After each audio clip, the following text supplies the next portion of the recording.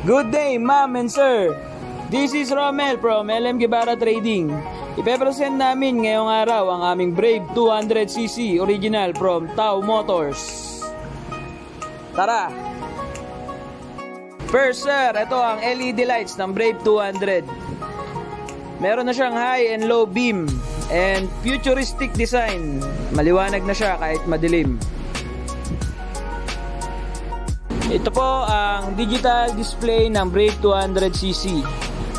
Sa speedometer, makikita natin ang fuel gauge, gear indicators, speedometer, RPM, and odometer. Also, makikita natin kung nakabukas ba ang ilaw or hindi. And colored na rin siya. And now, ang Brave 200 is may triple shock na sir. Dalawa sa unahan and isa sa likuran.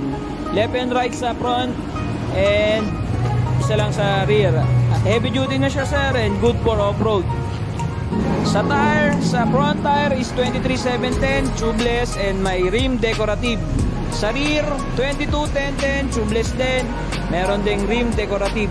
Brakes, may triple disc brake na ang brake. Isa sa likuran, dalawa sa front and left and right. Hydraulic disc brake na yan mga ma'am and sir. Pagdating naman sa muffler ng Brave 200, meron tayong elegant looks na aluminum muffler. About naman sa engine, this is Tao Motors GY6 200cc. Meron na rin siyang secondary pull start. Engine is fully automatic, forward, neutral, and reverse only.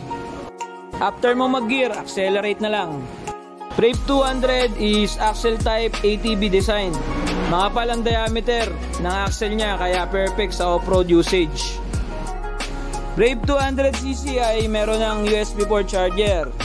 And ang fuel tank natin sir is metal. 3.5 liters ang capacity. And meron na rin siyang alarm system, may 2 keys and 2 remotes. Pwede mo siyang i-start gamit ang remote. Pagdating naman sa seat, meron na siyang wide and comfortable seat and leather. May backrest na rin siya para sa angkas. Brave 200cc sir is pwede sa single rider. At the same time, pwede rin siya sa 2 adults and good for off-road.